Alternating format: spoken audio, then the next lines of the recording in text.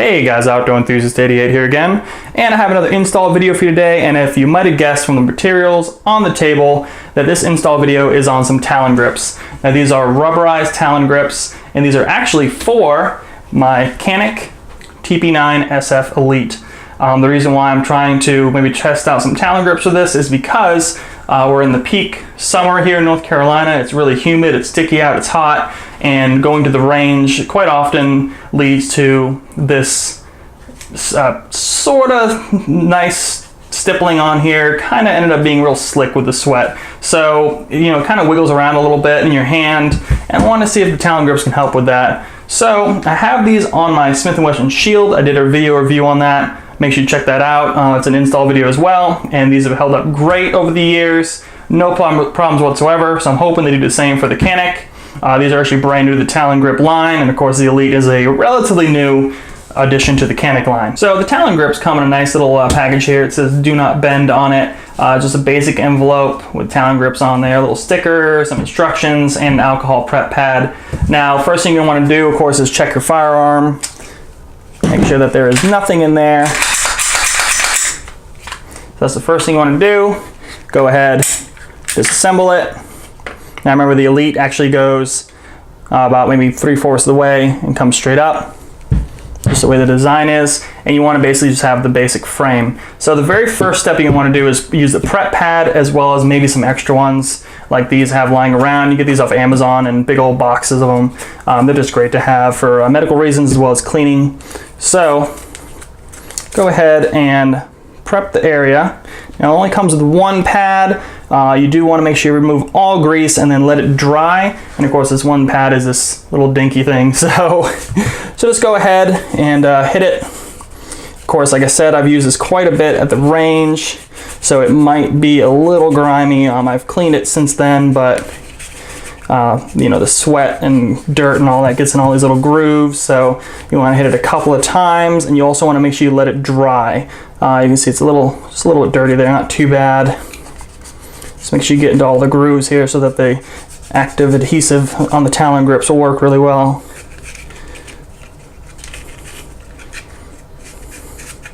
It's a little harder on this side here, but try to get in there.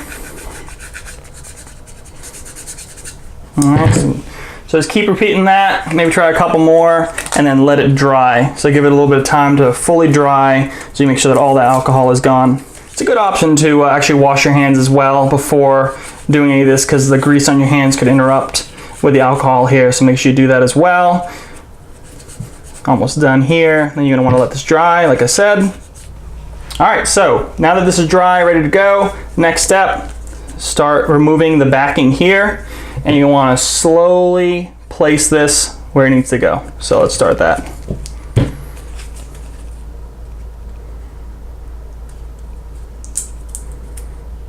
Take your time with this.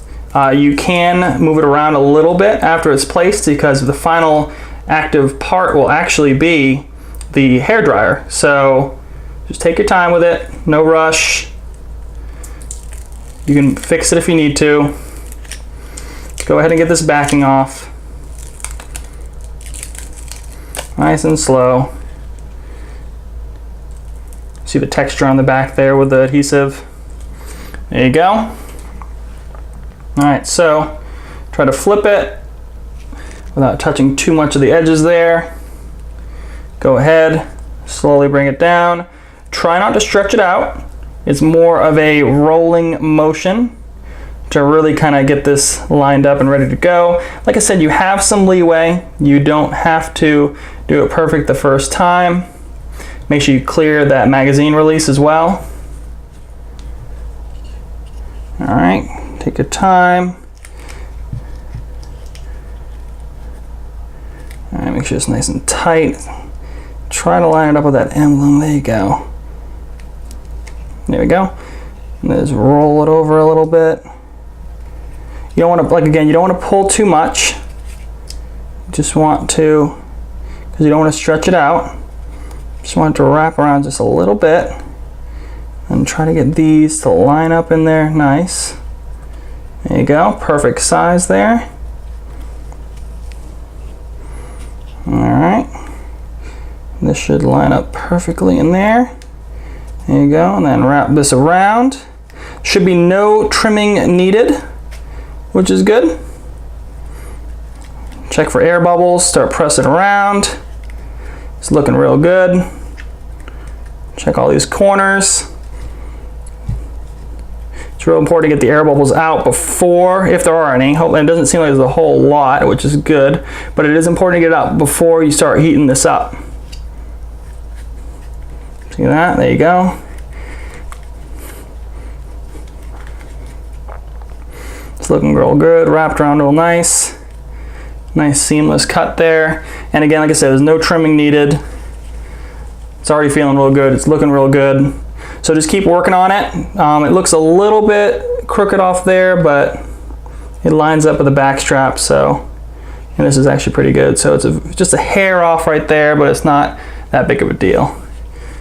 So before I hit it with the hair dryer, I did actually manage to roll this back a little ways and center it a little bit, so it looks much nicer. Fits great. Even this part looks good, and it is actually kind of neat to notice that it does not go all the way to the bottom, so there's no worry of any kind of magazine problems. Even left room for the kind of emergency pull if you have to strip a mag out. So you can see little nail areas there are not covered, which is good. It fits great. Feels great so far. So next thing is heat gun. It's gonna be a little loud here, but you just want to go and put it on low. Let it warm up. You just want to hit it with a little bit of heat. It says warm it up to about a warm cup of coffee, and then start pressing it. This is going to really help activate that adhesive.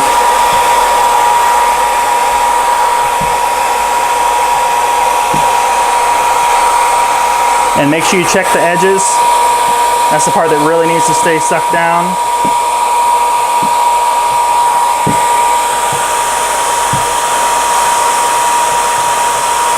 And just do this for a few minutes, making sure it really sticks in there nicely. All right, so once you're done with that, this thing is on there solid. It is not gonna go anywhere. That glue is pretty much semi-permanent. You can peel this off if you really had to. Obviously, I don't think it's very much reusable, but you can see that the grips themselves actually go and form to some of the straps here on the back strap and the front strap as well. You can see the lines where the stippling was. It feels great. It's gonna be a lot less slippery, I would say. So the next step, of course, is to go ahead and put your slide back on. It's even still warm to the touch and feels good. I don't think it's gonna slip around as much. So next step is pretty much hit the range and test it out. But I think it looks good, and that's a pretty easy install. So I did put the link below for you guys. Take a look at that. And of course, subscribe to the channel, like this video. Let me know if you have any questions below. I'll try to answer them, and have a good one.